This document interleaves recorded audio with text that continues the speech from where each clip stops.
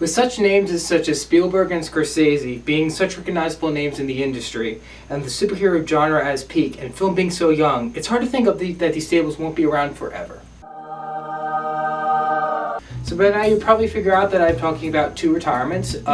First, the retirement of several writer-directors, and also the retirement of the popularity of the superhero genre, and possibly the retirement of it as we know it today. Many people have talked about these things, but I don't think anyone's really covered the fact that so many writer-directors might actually retire around the time that superhero films become obsolete in terms of popularity.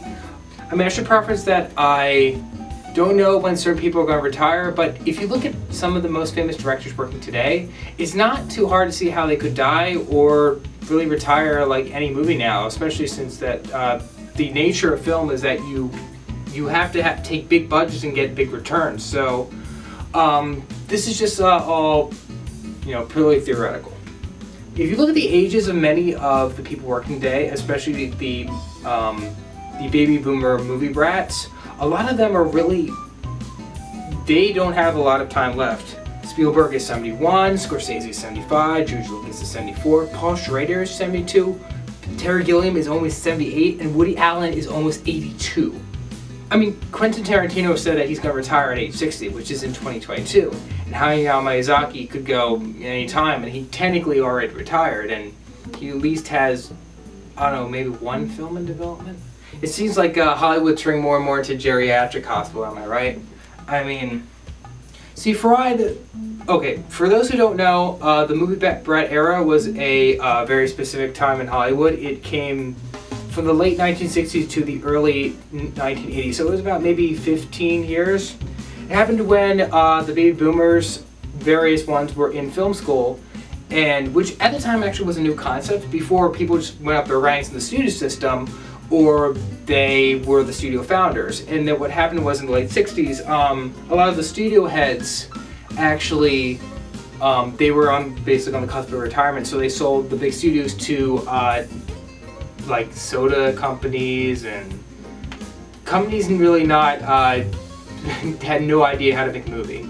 So they got these people together called the movie brats, Francis Ford Coppola, George Lucas, Martin Scorsese. So here's some money, and go figure out what young people make, or rather make your own thing, and come back to us and we'll maybe take the cuts as necessary. So what came of that era? Well, Coppola gave us Godfather, Scorsese gave us Mean Streets, Spielberg gave us Jaws, and Lucas gave us American Graffiti, followed by the first Star Wars movie. I would actually say they were quite genius, especially since they didn't necessarily know each other or necessarily collaborated with each other. And honestly, I really wonder that, at least for America, or for Hollywood rather, that they're the first American Hollywood generation to treat film seriously because they studied it in film school, especially Scorsese, who was kind of like the Quentin Tarantino of the 1970s. I mean, except for the French New Wave, but they're another story.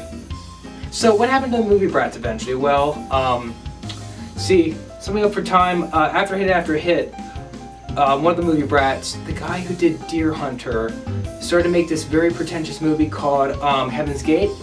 You don't have to know much about it, except that the fact it was kind of like this epic western that took place in Kansas or somewhere. Anyway, it was a total flop, and the studio that made it, United Artists, actually went bankrupt over it. And the second movie that came out in 1981 called One from the Heart, directed by Francis Ford Coppola, who made another Vietnam movie in 1979, Apocalypse Now, that went bankrupt too, and that actually destroyed his studio, American Zoetrope, that actually had many other passion projects in the works for other filmmakers, which eventually killed off sort of this big budget art house movement in Hollywood that the movie brats were involved with. So you get movies like Return of the Jedi or Ghostbusters in the following 80s because Hollywood didn't trust the model of the big budget art house movies like Heaven's Gate or One from the Heart. Some people survived the movie brat purge. They're the three S's: Spielberg, Scorsese, and Schrader. While their careers aren't really comparable, they did seem to get what they wanted out of Hollywood for the most part. Scorsese and Schrader are probably the worst examples for that, even though they held on in ways that Coppola didn't really do success in ways that Coppola wasn't successful, and Lucas didn't really do anything so much post Star Wars, which is really sad because the 80s has very entertaining movies, as most of you know. The funny thing is that even people like Scorsese managed to make some art films after really the 80s purge, or at least movies that had art house sensibilities to them. Like one of these movies, Raging Bull, was very expensive and arguably also was one of those early 80s movies that helped kill sort of the Highwood art house movie brat era. But one of the things that happened after that was a famous film reviewer from Chicago, who you might know, his name is Roger Ebert, said that his movie was really good, and since then some people have actually linked Ebert's reviews to Scorsese's the rousing critical success of his movies. Enter the superhero movie. Since the first Infinity War film, many have wondered if the blockbuster level popularity of the genre will be over once Infinity War Part 2 comes out. Well, listen until DC makes a good Justice League movie. So nobody can predict the future, but nostalgia and aggressive marketing will always be a thing. I can't help but think that after this last dose of Disney ultra hype, that superhero movies really won't be as popular as they would during the Marvel era. I can't help but think that that soon superheroes will be regarded to a niche category. I mean, no, they won't go away. Marvel is planning movies for 2028, and DC seems to be still on the move. But from what I heard, possibility that also certain films could be canceled with enough lack of interest.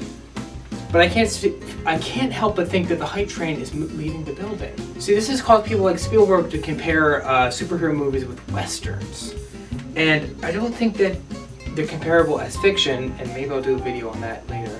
But I think maybe from a financial standpoint that might be correct. I mean, look at superhero movies. They've been popular since the 2000s, 2010s, and for about 20, 25 years and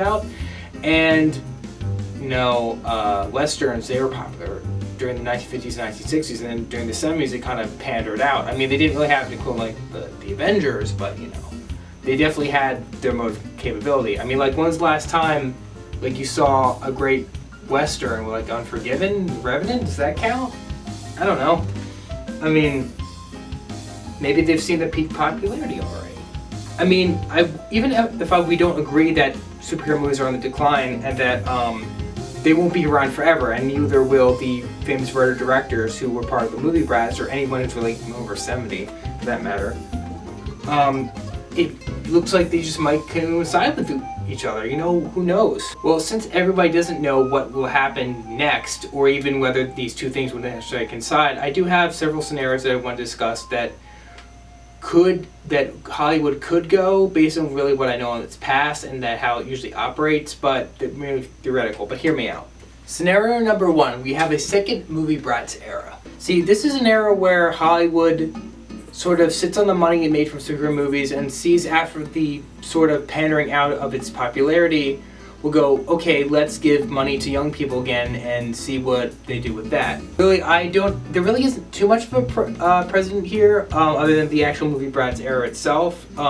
Recently, Gareth Edwards was kind of helmed to direct Rogue One and the last Godzilla movie, so that would kind of be a sort of rough example of what it would look like, only with original projects, as you know that he quit the Godzilla sequel over wanting to direct more original projects, so it might just be that way with original projects. Also, this is a bit of an optimistic path, but maybe the Gareth Edwards comparison really isn't all that realistic, especially since that there's controversy of how much of the Rogue One movie really is his, because there are a lot of reshoots involved, and also the fact that some people aren't really the hot in Godzilla. I thought it had some weak points, but I liked it for the most part, and some criticisms really don't add up to me, and I like how he treated the whole idea of Godzilla and sort of treated like the shark in Jaws.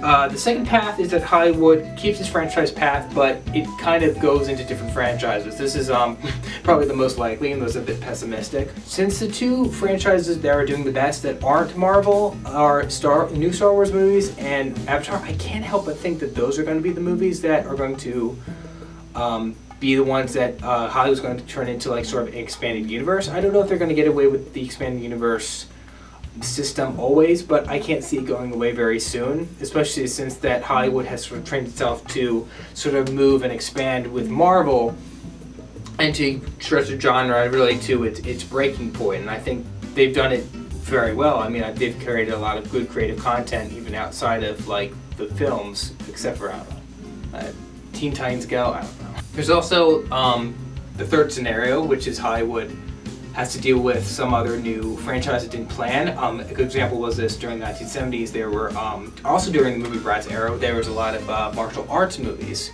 that were coming out from Hong Kong. And actually the reason for this was because Highwood really couldn't keep up with, it came from other countries like Japan, Hong Kong, maybe Korea. I don't know much about martial arts movies, and I wouldn't be surprised if they happen again, or at least like maybe a new book series come up so it's super popular, like not necessarily this next Harry Potter, but like just there's a big franchise deal somewhere made and it disrupts everything, and that's always the possibility of that kind of black swan event. Now the fourth and last scenario is kind of like this idea that Hollywood doesn't become, it kind of loses its Americanness, and that it's kind of swayed by the preferences of foreign markets almost entirely. And this doesn't say that like the Chinese film industry will overtake Hollywood or foreign subject matters will overtake it. Just like, again, foreign preferences will sort of take over, and it will kind of make Hollywood in a way almost less American. A good example of this, two great examples, how movies like Great Wall and Skyscraper, which obviously have, like, they're both set in China, they both have American actors, but they seem more Chinese. Another example would be movies like Crazy Rich Asians, which seem to have more, which obviously have more Chinese people than they actually have Americans. So that's another way. Like, I don't know, is this more an eventual thing, or maybe it's one thing that'll happen all at once? I know last year, I think in Shanghai, they went all these studios with a lot of them actually had to do with really the American industry working with the Chinese industry. So something that could really happen, and we could just like start adapting Chinese books, Chinese video games. I don't know. Like, it kind of depends on the foreign market, but I won't be surprised. And I think I should create a separate video about this, honestly. Okay, thanks for watching. If I were you, I'd subscribe, because 2 videos I plan to make to kind of complement this episode. It's about the growing non-American film industry, where we see those who could rock, and a video about who could replace those who are in power now in Hollywood in terms of director talent. So until then,